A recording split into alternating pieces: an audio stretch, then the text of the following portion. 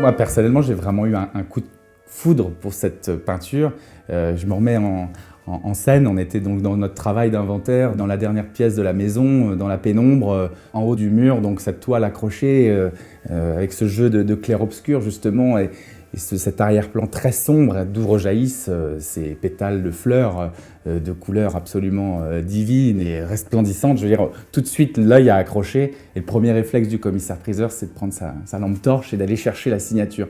Et donc, quelle merveille que de l'avoir découvert en bas à gauche, d'avoir découvert cette signature de cette femme artiste, qui est donc en plus très rare sur le marché des ventes aux enchères.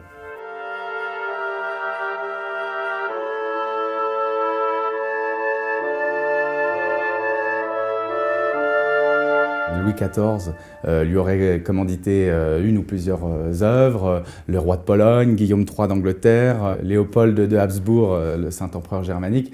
C'est son talent qui a parlé pour elle, et c'est ce talent qui a fait qu'elle a été connue dans toutes les cours d'Europe et que finalement on s'est arraché un petit peu ses tableaux.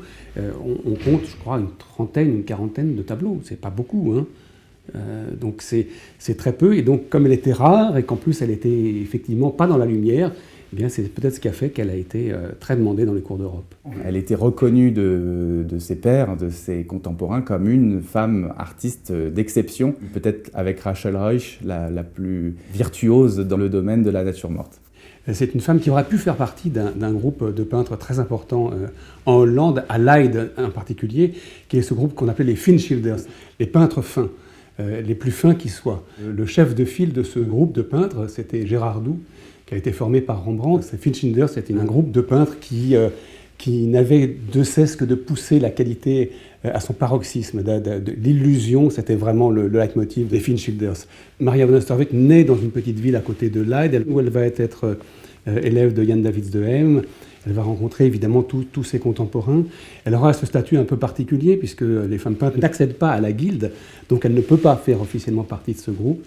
Mais, in fine, elle en a quand même toutes les qualités. Et elle va emboîter le pas à ces artistes-là pour réussir au mieux l'illusion, le rendu des pétales de fleurs. Alors ce qui donne évidemment de la vie dans ce tableau, ce sont les insectes.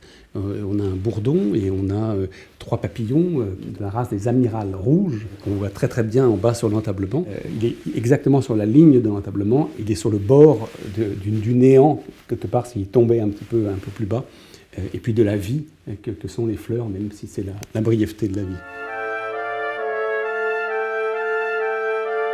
L'iconographie de cet artiste réside principalement dans des natures mortes, et spécialement dans les natures mortes de bouquets de fleurs. On a un magnifique exemple ici de vases de fleurs, d'une multitude d'espèces de fleurs, comme des tulipes, des pivoines, des roses, qui sont les unes à côté des autres, représentées magnifiquement dans ce bouquet de fleurs. Alors évidemment, ce qui est frappant dans ce tableau, c'est ce côté d'abord sombre du fond, qui va permettre au bouquet et à la lumière de donner tout son relief à la composition. Les fleurs ne sont pas un bouquet de fleurs à un moment donné, mais un arrangement de diverses fleurs qui fleurissent à divers moments de l'année. Et la particularité de ce tableau, c'est qu'on y trouve une nature morte au sein même de cette nature morte. Si on regarde en bas à gauche, on a ces 9 coquilles de crustacés, des coquilles des mers d'Asie ou de l'océan Indien, donc des espèces de coquillages qu'on ne voyait rarement, ou pas du tout en fait, en Europe. Alors les coquillages, c'est évidemment un reflet de la société savante, de tous ces collectionneurs qui voulaient absolument avoir des objets qu'on mettait dans le cabinet de curiosité et qu'on montrait comme des choses qui étaient du bout du monde. Ces coquillages étaient ramenés par la Compagnie des Indes orientales et c'était une nouveauté. Ces coquillages étaient des objets d'art en eux-mêmes, ils étaient tous tellement différents, tellement extraordinaires dans leur forme, dans leur couleur. Et cette opposition de matière, en fait, entre le côté très léger des pétales qui vont tomber et puis ce côté finalement extrêmement pérenne du coquillage qui, lui, est là depuis des millions d'années et ne bouge pas en fait, dans sa matière, en fait.